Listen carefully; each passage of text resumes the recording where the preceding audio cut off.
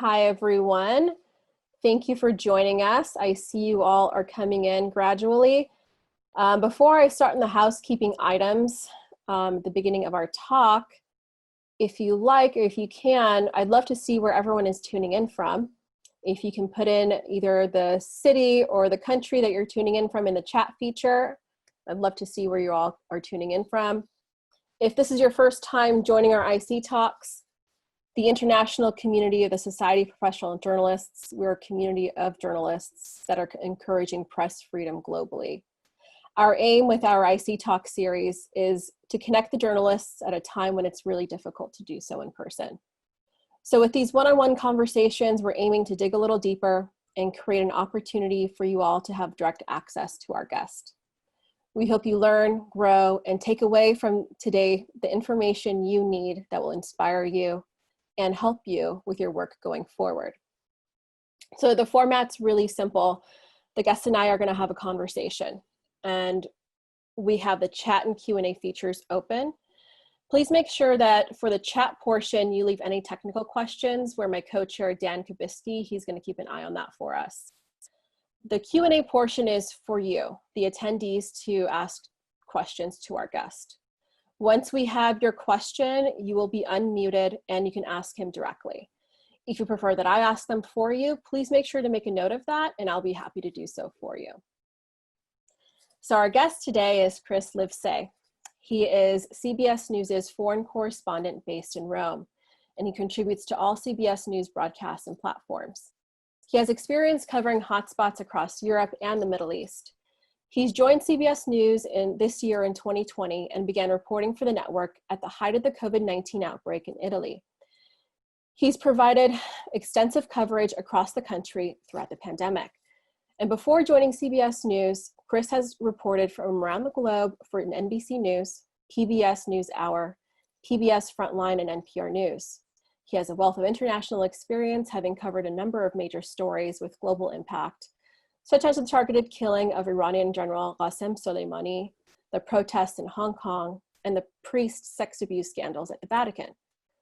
Chris got his start in journalism by volunteering at his local NPR-affiliated radio station, KJZZ in Phoenix, Arizona, where he later filed reports for All Things Considered and Morning Edition. Chris, thank you so much for joining us today. Thanks for having me, Elle. So I'd like to start out by asking you, how is the current situation right now over in Italy? With regard to COVID-19, I assume you mean, it's going much, much better than it was just a couple of months ago. In fact, it's so much better, I no longer pay attention to the death toll or the rate of contagion, because every day now it's around, 15, 20, maybe 30 people would capture my attention, because that would be a bad day. Whereas at the height of the outbreak here, we got close to 1,000 dead in one day. And in a country of 60 million people compared to 320 some odd million people in the US, you can understand that per capita, that's devastating to a country of this size. I covered an earthquake here back in 2017? Well, it was the Amatrice earthquake just outside of Rome, and it killed about 320 people in one fell swoop, and that was international news.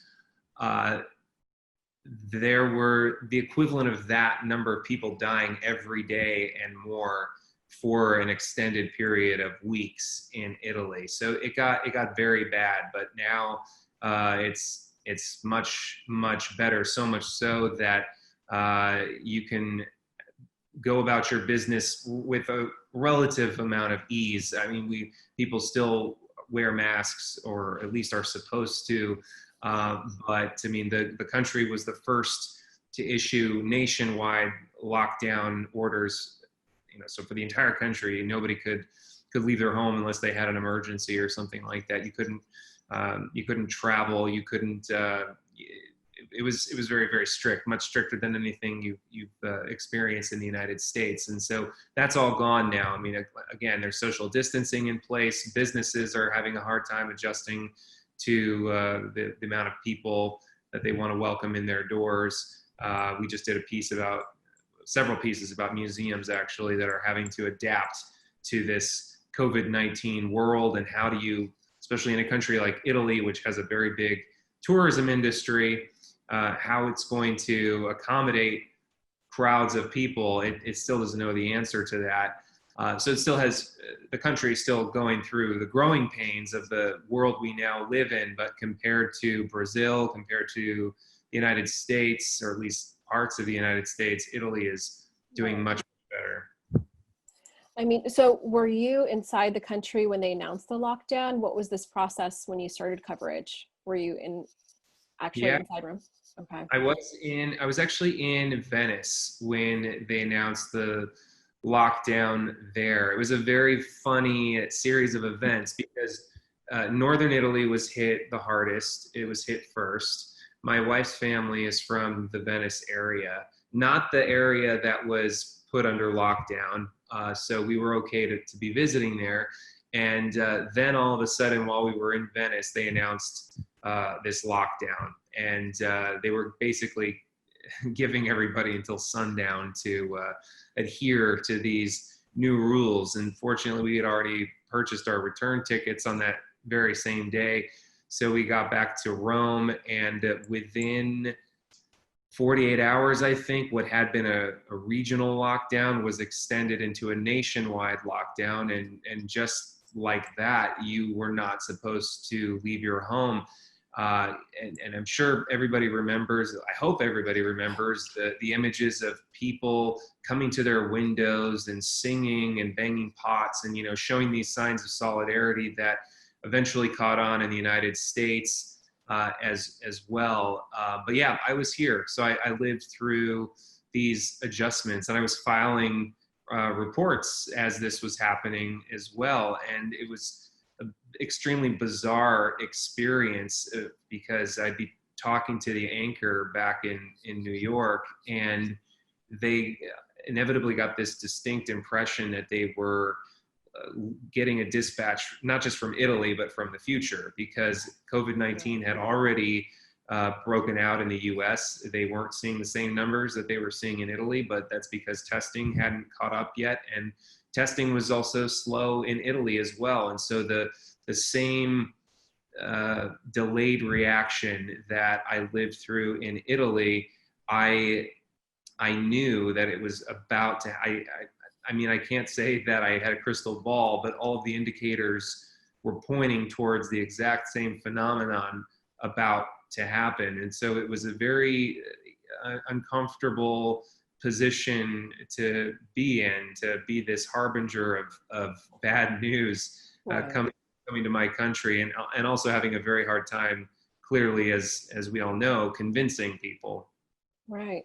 And as a journalist covering something that has so many unknowns, what were some challenges that you had in the beginning when covering the pandemic? I mean, what were you thinking? What was your approach safety wise, and the kind of stories you would take on, keeping in mind, I want to also be safe? Yeah, that's a good question. And it's something that we talked about a lot. So I'd been in conflict zones before, but I'd never covered an outbreak. I didn't cover Ebola. But fortunately, CBS News has covered Ebola, and there's a lot of institutional wisdom there. So my boss over in London, he was able to troubleshoot this with us and say, listen, we covered Ebola and nobody got sick. And we know that was a very, virulent and deadly disease. And so it was always a decision on our part. Nobody ever forced me to do it, but it was, Chris, do you want to do this? Federico, my cameraman, do you want to do this? And we agreed to certain safety protocols that included the PPE that we're all familiar with, the heavy duty kind that looks like a hazmat suit that covers you from head to toe, goggles, gloves, very good masks, and also certain precautions, about washing your hands and others as well before entering an ICU or other areas like, nursing homes that were particularly hard hit. So it was, it was kind of scary, but not really. I mean, we knew that there were doctors that were doing this before us, and following the safety protocols as close as you can. We were confident that the risk was worth it for the types of stories, because as I said, we were delivering a grim warning from the future. It wasn't just, when you're reporting on a war, very rarely are you afraid that that war is going to have a direct or violent reaction on the United States. You're not afraid that, at least not immediately, that this is going to eventually unleash the same kind of carnage that you're witnessing wherever you're reporting from. Here, on the other hand, it seemed like it was very clear that it was just moments away from happening in the U.S. as well, to the same degree that we were witnessing in Italy. So we felt it was very incumbent upon us to do whatever it took to deliver to deliver that message, but also to deliver the images. This was an example, I think, of where TV journalism makes a very strong case for its raison d'etre, why it needs to actually be there inside an ICU and show people what's going on, especially back in March. I mean, there were so many conspiracy theories I was seeing reported on social media and on certain platforms that claim to be news platforms about this being overblown, about it being, and all kinds of stuff that we've all forgotten by now. And we thought it was incumbent upon us to show that this was actually happening. And I'm proud of that decision on our part as a news organization. And indeed, we were the first news, definitely the first TV broadcast platform to report from inside an ICU and inside of a nursing home like that. And I think frankly, across all media as well. I'm not sure about that, but I'm pretty certain. So reporting inside the ICU, what was that experience like for you? I mean, I can only imagine now looking in hindsight, the gravity of the issue with the pandemic and the virus, it's a terrifying thought to think that you're going to be in the same place as someone that has COVID-19. Like, how do you prepare for something like that? And, and you're obviously with, someone's going to be filming. How do you prepare as a team to go into a situation like that? Yeah, the hardest part was preparing the gear, the camera, and the microphones and that kind of stuff. Because with your body, you put yourself inside of this suit and you're rather protected. Whereas the camera has to be kind of exposed, and there are all these nooks and crannies inside of it and all these moving parts. And so that's a harder job. And I have to give all the credit to my cameraman for that. I mean, we worked out how we were going to use the camera, use the mic, what ground rules were in place for interviewing somebody. Definitely not going to pin a lavalier mic. We had a boom mic for all the interviews, which has become standard by now for all types of interviews you see on television. But all I can say is there was just a lot of dialogue, and I'm very happy to work with a cameraman who has who's very cautious. You work with a lot of different personalities in this business, and some people aren't cautious, but fortunately my cameraman is very cautious. And so we had each other's back. We were watching out for each other. Before we went in, we made sure that we were suited up, also made sure that we were sanitized, because we didn't want to be bringing in any outside contaminants into a very vulnerable place like an ICU. And upon leaving, we made sure that we sanitized. And also, we had the hospital there that was helping us make sure that we didn't contaminate anything or get contaminated ourselves.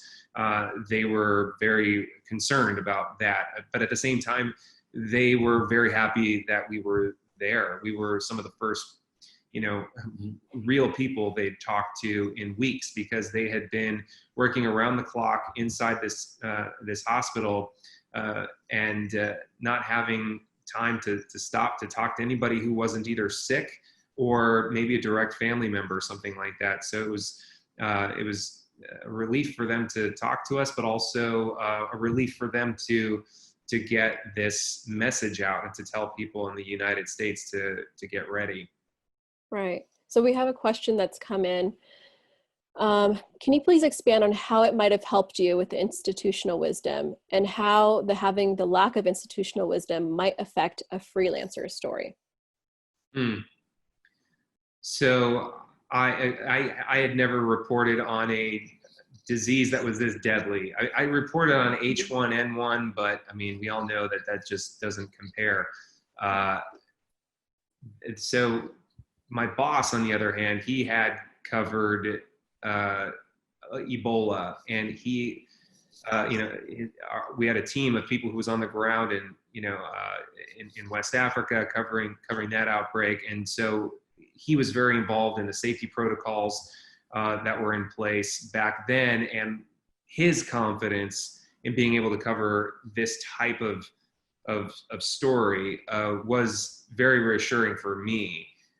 Also, the way that we handled it as a decision that ultimately we would make. When I say we, I mean the reporter and the cameraman, since we were the two with real skin in the game, the ones who could have actually gotten hurt. And also knowing that there wasn't going to be any kind of repercussion. There was no pressure. If I said no, or if my cameraman had said no at any time, even if we'd already agreed to do the story and then showed up at this ICU and then got in and said, actually, no, this is dangerous and we don't feel comfortable doing it, we were certain that was going to be okay. So that's what I mean by the institutional wisdom buoying our efforts. As a freelancer, you can have institutional wisdom as well, because by institutional wisdom, I mean simply leaning on the other people in your group who have that experience.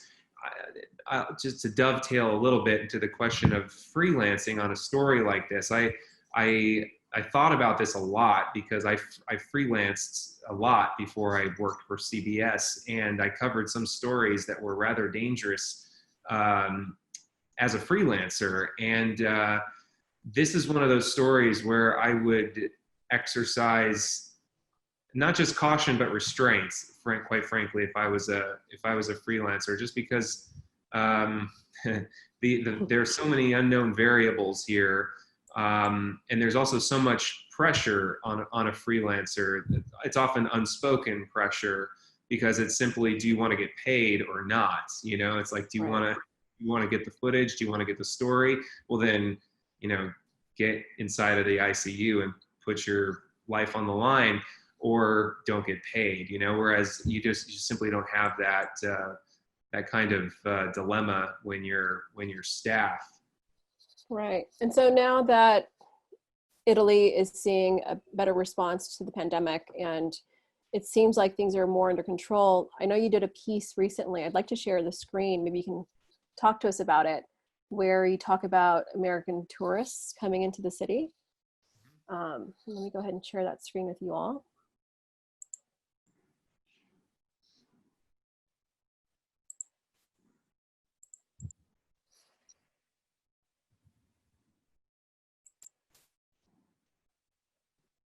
This isn't the first time life has come to a crashing halt in Pompeii, but unlike the infamous eruption that wiped it out nearly 2,000 years ago, this coronavirus disruption was temporary, now replaced with modern safety precautions.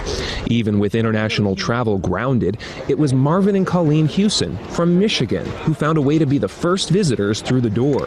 What are two Americans doing in Pompeii? We arrived here for our 30th wedding anniversary on March the 7th for a 1-week stay, and as soon as we arrived, they locked us down. Was it worth the wait? Yes, absolutely. Because we were going to see this place if it killed us. Yeah. So here we are, and thank goodness. The director of the ruins, Massimo Ozana, says Pompeii is their own private park. It will be wonderful to visit Pompeii without tourists, so quite empty. Minus the 4 million annual visitors in a normal year, a priceless gift for a lucky few. And like all good gifts, this one has a surprise, never before seen rooms.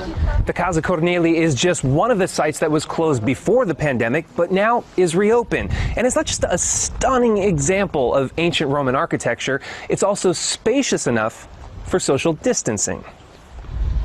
Okay, we're going to stop it there. So can you tell us about the approach for this story? And, you know, we're seeing right now the lockdown with Europe potentially keeping Americans out of the country. You were able to get a story with Americans actually wanting to continue on with, like, you know, Italy, a major portion of their economy is tourism, correct? That's right. So the Italian economy is made up, like, I think 13% of the Italian economy is made up of tourism. So it's a big chunk, and the country has been suffering tremendously ever since coronavirus befell this country.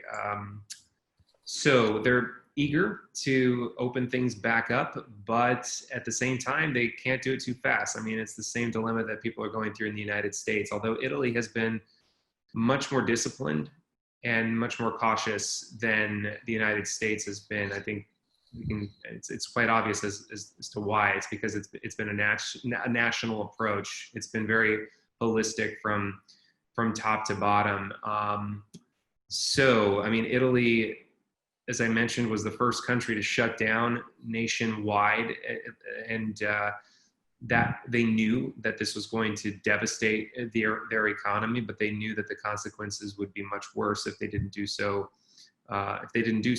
So anyway, now, as we've said, that things are much better now. They're reopening, but alas, the European Union issued an order just recently that people from certain countries, including the United States, will not be allowed to come here. So that's horrible for the economy in the short term. But in the mid to long term, they made that decision, you know, with Italy. It wasn't just in Brussels. This was a decision that all of these countries made collectively, knowing full well that they worked very hard to bring the country back to where it is now, and that they couldn't jeopardize that. So, nevertheless, you still have inter-European travel without any kind of quarantine right now. So Italy is promoting itself as a destination for Italians, you know, a lot of internal travel, and also for other Europeans. But you have these museums, places like Pompeii, that are definitely not anywhere near capacity. It's a drop in the bucket for a number of reasons. Number one, they just simply won't allow in the same types of numbers that they allowed in before, but also because it just hasn't reached that critical mass yet. You're not seeing a lot of inter-European travel. You know, people from Belgium are mostly staying in Belgium, and people from the UK are mostly staying in the UK, and they're traveling internally. So it's going to take a while before the tourism industry comes back here, and I don't think we've even begun to see the economic fallout in this country. In the US, I think it was rather quick to react. This may be debatable, I suppose, but I think a lot of the Black Lives Matters protests were driven by a lot of the economic frustrations that came after COVID-19 in the US. We've seen protests in France, you know, people taking to the streets upset about the economy. We've seen some very small acts of demonstration in Italy, but nothing that big yet. I think it's because Italy it's very good at saving.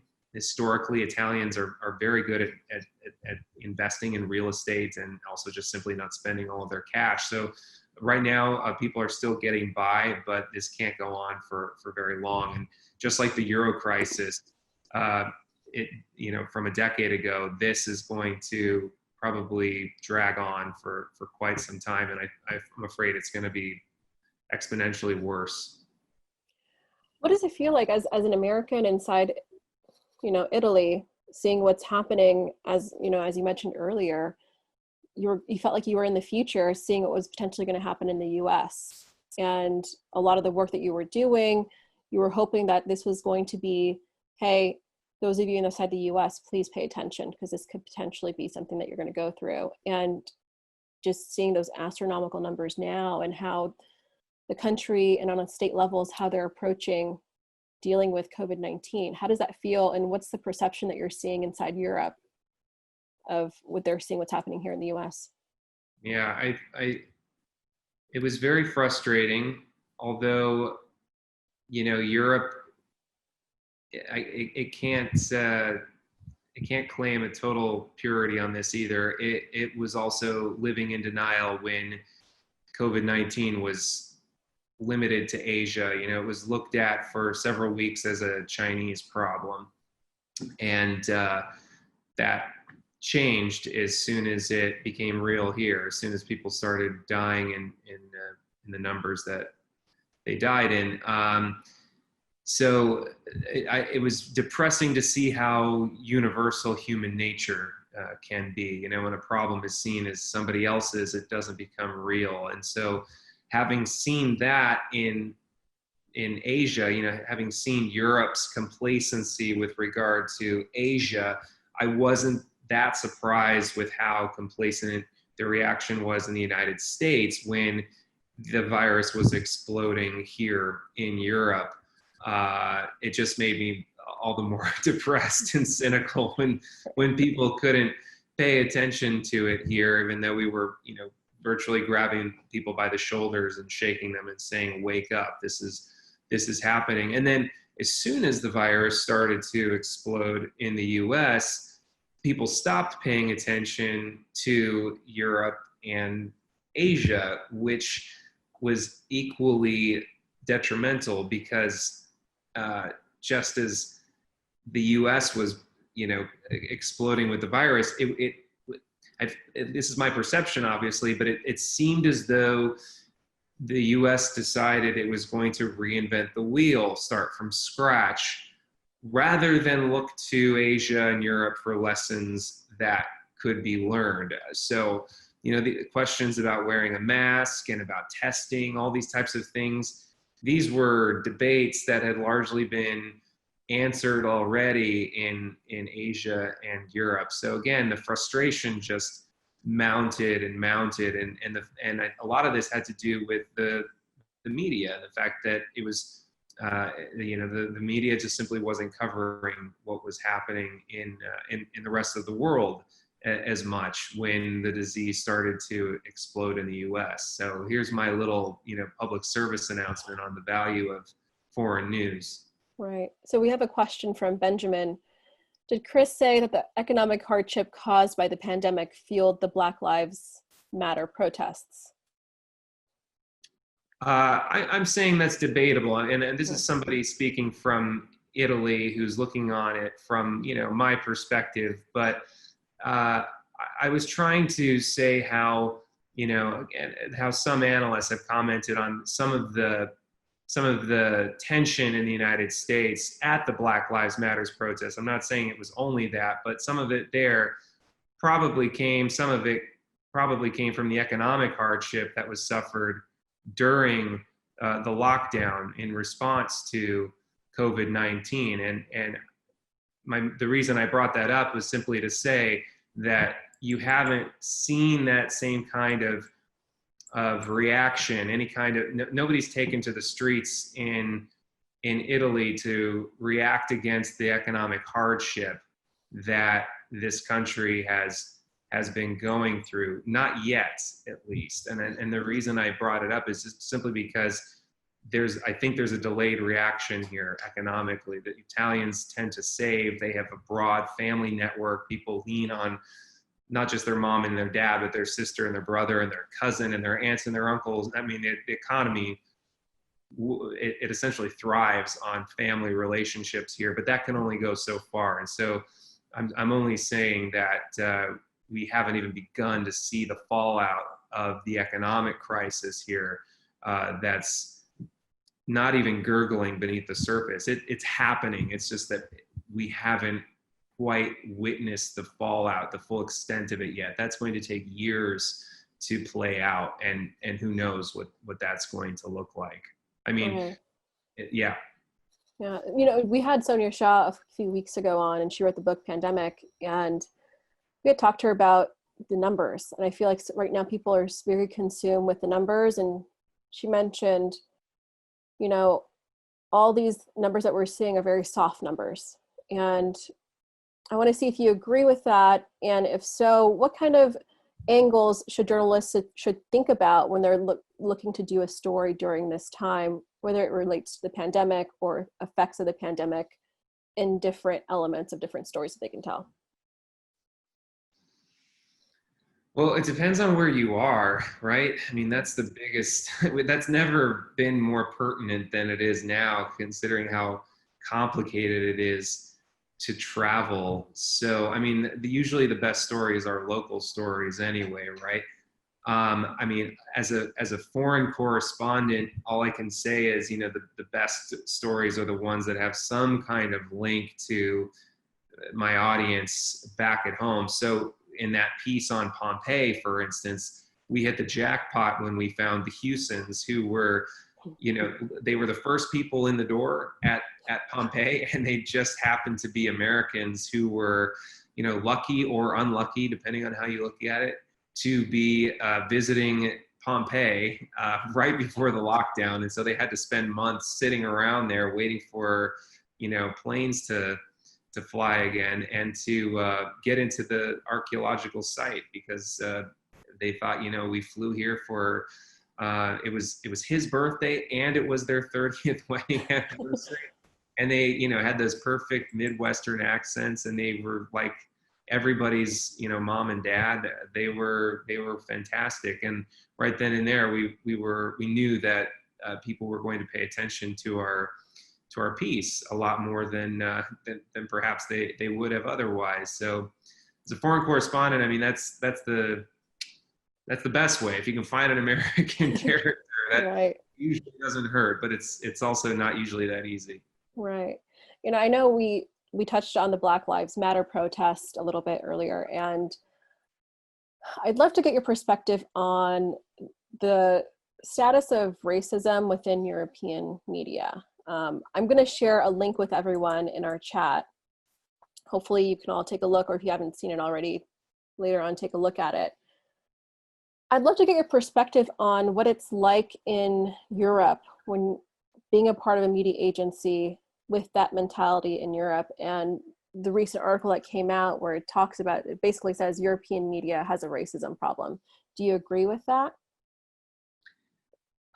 Yeah, I think generally speaking, I do. I mean, I can comment the best on Italian media because I've lived here for about 10 years, and I used to work at an Italian news agency, so I pay very close attention to the language that people use and some of the reporting standards that are very different, and some of them definitely need to change. One of my biggest gripes was, and still is, that you'll often, not always, but you'll often see a perpetrator referred to by their ethnicity in a headline, or at all, frankly, when it just isn't even pertinent to the story. So like the headline will be something like, you know, Romanian, you know, rapes woman in Turin or something like that. You know, that'll be the headline,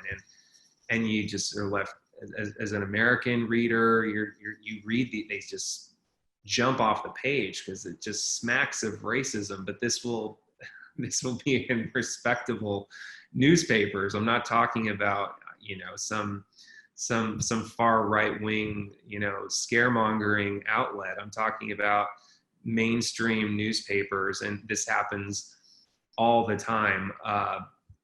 And it's technically not supposed to happen. You know, there are standards here. The irony is that Italy has this thing called the Order of Journalists, and the freedom of press here is not the same. And this is actually common amongst continental Europe. You know, that you'll have the Order of Dentists, the Order of Surgeons, the Order of lawyers.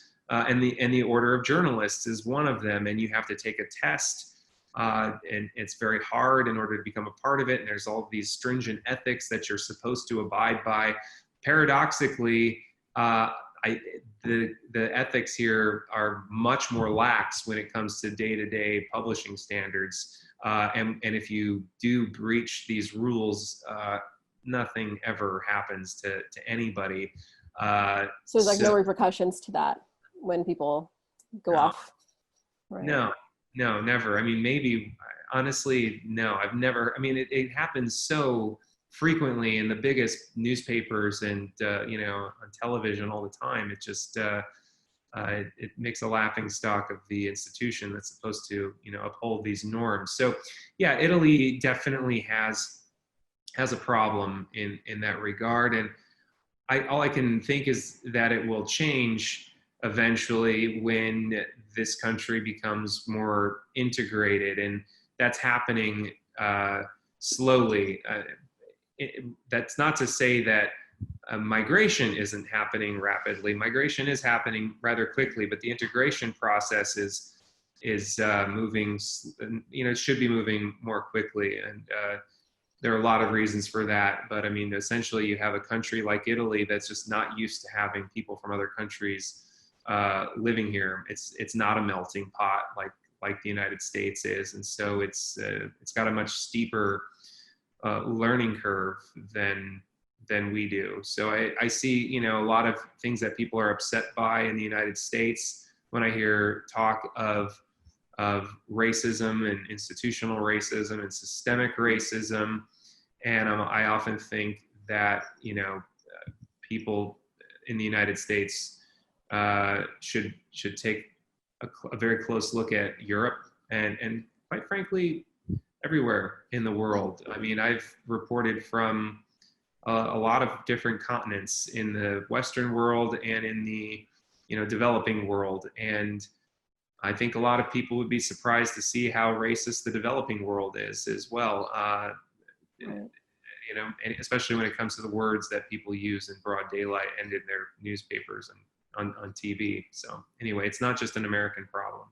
Do you think there's, beyond the racism issue, that there's also a diversity issue with the newsrooms inside Italy? Have you seen a diversity / racism issue? Yeah, that's a big issue. I don't know about any kind of data to back this up, so I can't say with authority, like on a per capita level, how many journalists in the newsroom actually reflect society at large. So, but from anecdotally speaking, it looks pretty lopsided. I'm sure a lot of that has to do generationally, though, as well, because the kind of immigration that Italy has seen recently has been extremely recent. I mean, these images you're familiar with of rafts of ships loaded with migrants mostly from sub-Saharan Africa, but also Asia, Eastern Europe, etc.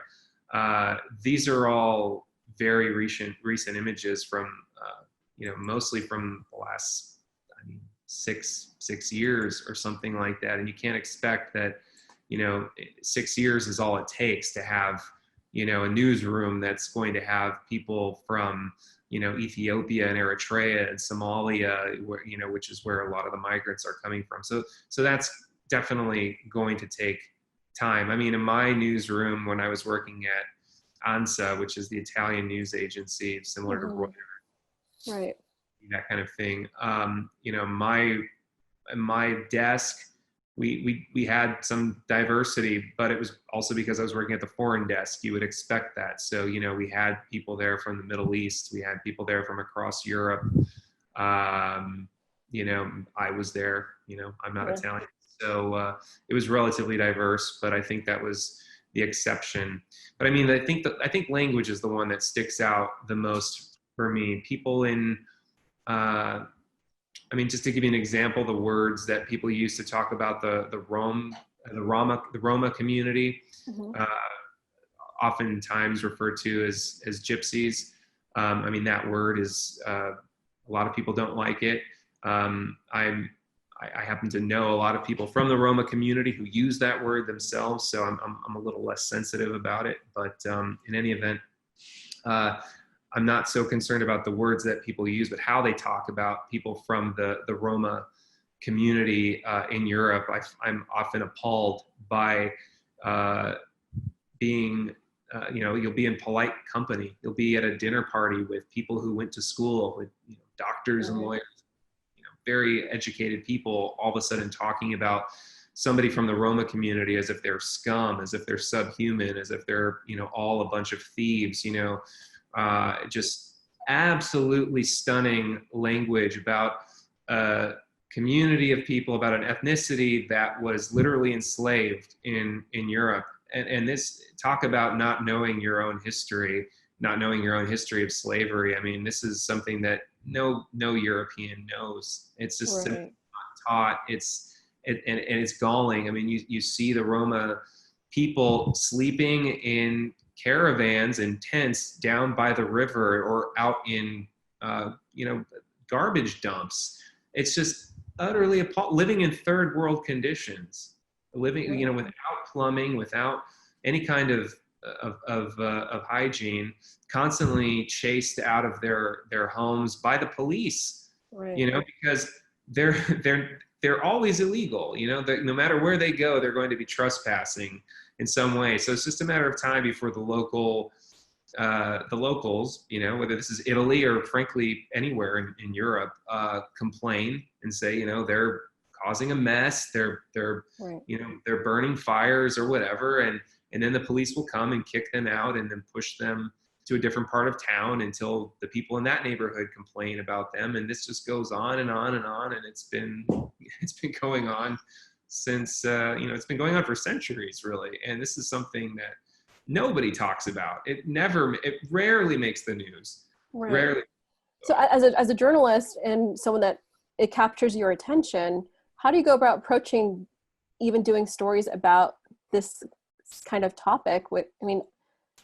You have to think about your audience, right? So if you think about the audience of those in Italy, is this going to resonate with them? Is this something that even within the country, they don't want to hear stories about this, even though on a global scale, it's a very prevalent issue? Like, how do you go about, even pitching stories like this?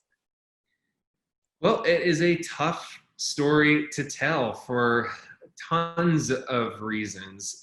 It's, as I mentioned,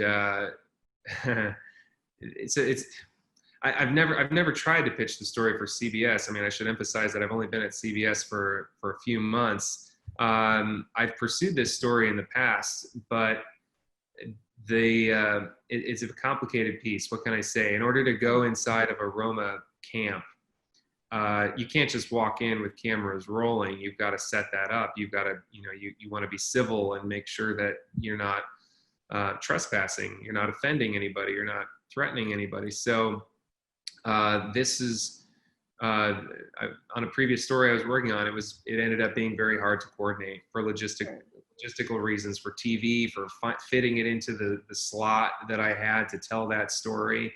So it's a tough one. It's really, really sensitive. Yeah. So we have a question. It says, so Dan wants to know, Italy signed on to the China Belt and Road Development Program to improve the Italian ports. How do you see the influence of China in Italy, China-Italy relations, especially in the light of the US growing tension with China? Well, that's such a good question. I wish they had asked like a year ago. It seems like a million years ago that the Belt and Road Initiative took off. There's just been so much that's happened since then. I mean, the big question when that deal was inked was, is Italy pawning off its ports? Is it going to become like Pakistan and all of a sudden wind up indebted to China? And the answer to that question is, I don't know. It's early days. I mean, the government, when it signed that deal, assured everybody that it was impossible, that was definitely not going to happen. So I don't know what the long-term payoff is going to be for Italy. I mean, the short term was it was supposed to increase trade, and I think one of the first things it did was increase air connections, direct flights between places like Wuhan and Milan. And, I don't think you can draw a straight line to that yet. I don't want to, don't take what I just said as saying, it's because of the Belt and Road Initiative that, I'm not saying that, but I think further reporting down the line might reveal something along those lines. I don't know if I answered the question, but it's a good one. It's one of those long-term stories that we just need to pay attention to as it unfolds. I mean, Italy needs a place to sell its luxury goods. Right. It's the biggest luxury goods producer in the world, and not just wine and cheese and that kind of thing, although that included, but also Ferraris and all the major brands. A lot of major brands, and China is, it's jockeying for position with the U.S. as we know. So it's it would be foolish for it not to be looking towards that market. So when you're looking at the stories, how much are you looking at the global impact or connections, and how much time are you giving to draw those connections to the stories? The global impact. So I'm not sure I understand the question. So if you're looking at so Dan wanted to know, when you're looking at stories, how much of it do you look at the global impact or the connections? Dan, did you want to expand on that? I mean, I'm always looking at the global impact and the connections to America right now. I mean, reporting for CBS News, my remit is to report for an American audience. So if there is no connection to Americans, then there's just no chance that I'm even going to pitch something like this. You can debate how big that link is sometimes. Sometimes it's very direct. Sometimes it's going to be, the Pope is visiting the US, and so I'm going to be on the papal plane reporting on what the Pope has to say to Americans. There's no gray area there. Other times, I don't know, if it's a story about a glacier that's melting in the Alps, that might not have an immediate impact on Americans, but you have to hope that people will care enough about things like global warming and the impact that's having on the environment. I mean, sometimes a story is big enough on its own to not need to have an arrow pointing directly at the United States. Absolutely. So I'm going to be sharing a link with you all. It's a story that Chris worked on regarding the monuments within Italy. And Chris, I'd love for you to talk about how did this story stem about? Did it was influenced by what was happening in the U.S. with the monuments coming down during the riots and the protests? And sure. Yeah, absolutely. So to just give you a little intro into that piece, it's about fascist era monuments in Italy, specifically in Rome, and they're all over the place, especially when you know how to look for them. And some of them you don't have to know how to look for them because they say Mussolini in big letters on a giant obelisk sticking up in the middle of the road, or it'll be a bas relief, a statue of Mussolini or something like that. And when I first moved to Rome, I was shocked, and quite frankly, I'm still taken aback every time I find myself in the presence of these relics of fascism. And when statues started to come down in the United States following the George Floyd killing, and then statues started to come down in Europe as well, I thought, isn't it peculiar how Italians aren't batting an eye at this? Right. They almost embraced that culture, right? That it had like a certain history, and Italy's all about that historical relevance, right? Yeah. I mean, that's one explanation. Absolutely. I mean, if you go back 100 years, which is when fascism became the law of the land here in Rome, you have to go back a little further, and you go back 2,000 years, and you're looking at the statues of Caesar Augustus and Julius Caesar and other imperialists and other warlords whose exploits covered this city in marble and put it on the map, and created the greatest empire the world has ever known. Where do you draw the line? I mean, you hear that question sometimes, where do you draw the line? Where do you stop? That kind of thing. And usually it's a cop-out.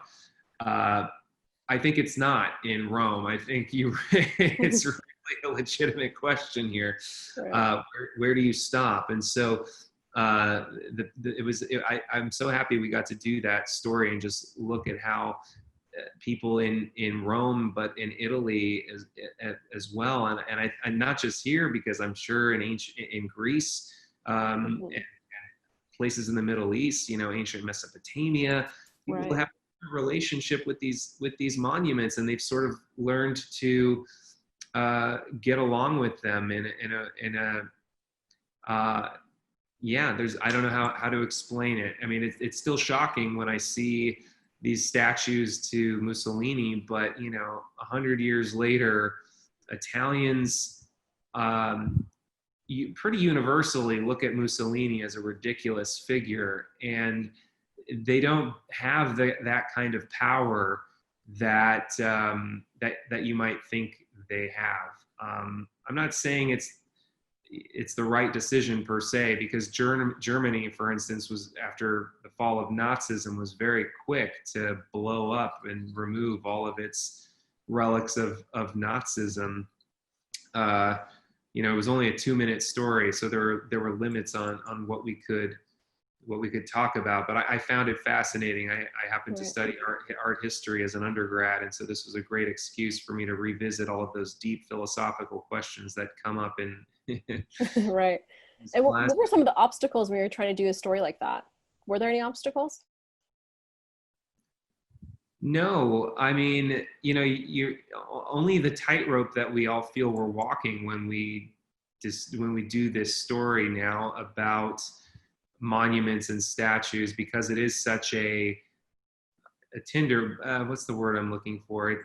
It's just so fraught with emotions, and you want to represent those emotions with respect. And so, doing a story about Rome and how virtually everybody we talk to, even people of color, who are from some of the countries that Mussolini and colonialists before him invaded in East Africa, places like Ethiopia, Somalia, Eritrea, Libya in Northern Africa. Right. It's not that they forgave him, but they thought that Italians and the world at large desperately needed a history lesson, and tearing down these monuments wasn't going to achieve that. In fact, sometimes tearing down monuments or defacing them can have the opposite effect. In ancient Rome, there was this concept known as damnatio personam, in which an emperor would literally deface the statue of a rival. But now, thousands of years later, we can actually identify and recognize these figures from history because they've had their face removed. Whereas there are hundreds of other statues all across Rome that have been completely forgotten, and time has eroded anything identifiable about them. But the ones that have had their faces removed, that actually helps archaeologists identify them even more. So, iconoclasm can backfire. Right. How important is it for you to reference the historical aspects of these stories for you? I mean, you're in a place where it's rich with history. There's a lot of journalists that are from, like the US, the history only goes a couple hundred years as opposed to those in Europe. How important is it to kind of reference those historical facts, and what's the finesse to it when you're approaching a story to make sure you don't lose your audience? Yeah, right. Yeah. Well, I think that's a good question, right? Because you don't want to drift into the territory of History Channel, so I think the trick is to just stick to the news, right? In this case, it was monuments are coming down. A little, maybe you could argue it's a little bit of a stretch, because in Rome they're not coming down. In fact, that was the challenge. When I pitched the story, if they didn't take it, I would have thought, okay, phew, I dodged that bullet, because telling a story about a non-event, about something that isn't happening, is the worst type of story for television, because it usually means you don't have any images. There's nothing active. There's nothing happening. And now what? And in fact, that's what this was. This was about things that were not being torn down. That would have been much better video if there had been people trying to tear down the Mussolini obelisk over by the Olympic Stadium. But indeed, that isn't what was happening. But, we tried to, the visuals fortunately speak for themselves. It's just an embarrassment of riches in Rome anyway. All you have to do is, I have a great cameraman, not to disparage him.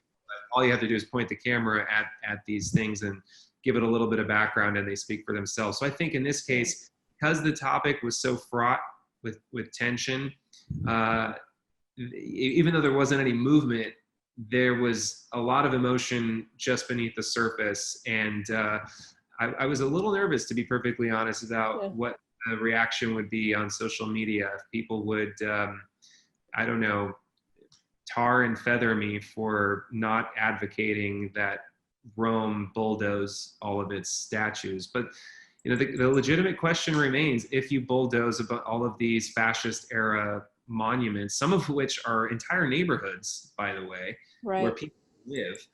I'm talking about their homes, not just statues, but I'm talking about actual buildings. If you bulldoze those, what do we do with the Colosseum? We're talking about an arena of mass death. Where people were literally fed to lions and had to kill each other like wild animals. And yet you see people standing in front of it by the hundreds, taking selfies, putting that on Instagram, and you see people getting their wedding photos taken. Right. Coliseum. Should we be ridiculing them and, trying to embarrass them on social media for being insensitive? Right. I'm doing it right now, I guess. So, are you thinking about social media when you're covering these stories, and how that? You obviously mentioned, I hope that no one's going to ridicule me for doing this kind of story. As a journalist, the impact of what social media can do, does that affect you in how you're approaching a story? I'm sure it does, not very directly, because I think only more recently, when it's very political, I think that's when it affects most journalists. And I have the very good fortune of usually reporting on other people's politics as a foreign correspondent, usually reporting on other countries' problems. So, and to be perfectly honest, I usually just don't care. I think because I'm a little removed, I have that privilege of just, reporting the facts. And something that I was thinking about a lot recently, it's probably always been this way, but it's probably especially more so these days, which is that foreign bureaus are a little insulated from a lot of the politicization that comes out of the news. You can point to a lot of different news outlets and say, oh, this one's left, this one's right, this and that. But I think foreign bureaus, because we're not reporting directly on events in the United States, we don't get accused of that as much. And it also frees us to just stick to the facts, report what's happening. And I'm extremely grateful for that today. Right.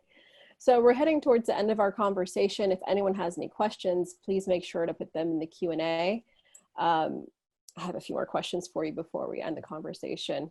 And, a lot of our community, they're journalists that are recently graduating, going into the workforce, or those that are looking to get their way in with a foreign corresponding, which is somewhat difficult now with the travel restrictions. So I wonder if you have any tips and recommendations for these journalists and what they can be doing to get into foreign correspondent work from your experience. This topic is ever more grim. It was grim when I was, a student at Columbia in 2009, and it seems only more grim every day I look at the news industry. But in some respects, I think it's better if you want to be a foreign correspondent and if you have the right personality. Let me start from the beginning. When I moved out to Italy with no real prospects. I wasn't hired in the U.S. and then assigned to Italy and happily ever after. I had to work extremely hard for this. And I went out on a limb and just kind of carved a space out for myself here in Italy. And I ended up getting a job working at a legacy, at a network news organization, which, one that I consider to be the best in television. And I did so from here, which is, it would have been unheard of, I think, a few years ago. Usually it was the case that when I was at J school, it was people wanting to start off at the local level and then go up from there and then eventually wind up working in New York. And then after that, after putting in your time, you would eventually get a chance to, work as a foreign correspondent if that's what you wanted to do. And I think that's changing quite a bit. I think I don't want to waste too much time talking about the reasons why, but I think that if you have the right personality, that can just go, once COVID-19 is under control, once travel is back to something that looks like normal, to just go to that foreign country and live there and invest in it, make friends there, get a job, whether it's in journalism or not, just do whatever it takes to live there. If it's your passion to be a foreign correspondent, that is now a much more viable route. And I might even say it will become the more valuable route as the news industry continues to evolve in the direction that it's evolving. Amazing. And so you've done a lot of, I want to say, whether it's the location, the high risk stories, and, possibly being in danger situations. And during this time or after reporting on these stories and being in these situations, what are some things that you do or steps that you take to take care of yourself and self-care? I think the burnout culture in journalism is just so prevalent. And only recently in the last few years are we even thinking about what we can do to take care of ourselves, not just physically, but internally. Mm-hmm. Do you think about that? And if you do, what are some things that you're doing to take care of yourself and do that self-care? All the time. I think personal relationships are extremely important. Go out of your way to call friends and family and just relate with them. That's a skill you'll have to develop if you want to live overseas, because if you're the one that went and lived abroad, then it becomes your responsibility to keep in touch with people. You can't just wait for your friends and family to call you all the time. You're going to have to do it. Self-care for me is mindfulness meditation. I'm a big believer in not just going away on silence retreats, but also just making a routine out of meditating every day, different periods of time. Sometimes that's harder because of work, etc. But sticking to a routine is very important. So for me, those are the two biggest ones, I think. And I have an amazing wife too that I can't live out. I mean, having her in my life has made all of this an adventure. It's been great. So if you can live through it with somebody, then it's a lot more fun. Oh, I love that. And something we're asking all of our guests is, what does press freedom mean to you? Well, press freedom, that's a good question. I mean, because to me, press freedom and the freedom of speech go so hand in hand. And I think that's just something so beautiful about our country and how anybody can be a journalist, really. I mean, in Italy, I have to carry around a badge that says I'm a member of the Order of Journalists. You know, to perform an act of journalism, I have to be certified, which, coming from a country where the freedom of speech is enshrined in the Constitution, it almost seems silly.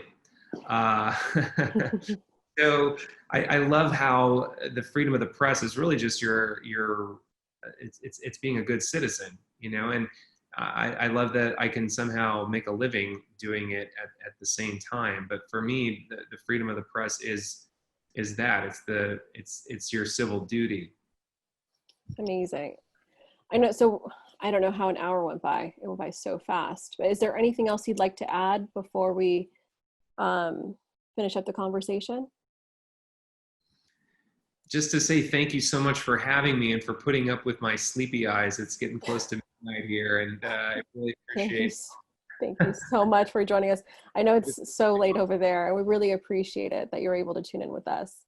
It's my pleasure, and there's nothing I love more than you know, talking to like-minded people who care about these types of stories. And I just want to emphasize how my heart is really with younger journalists who want to pursue this passion, this calling, because it really is a calling. And I think if you are called to do it, there will always be a way. And as grim and cynical as I become looking at these things as I get older, I'm happy that there are younger journalists who are going to look at things from a different perspective and reimagine journalism. I mean, the fundamentals will be the same, but the way that we make money off of it is definitely going to change. And I'm just waiting for the next, journalism messiah to come by and save us all from the despair of this industry that's falling down around us. But I do believe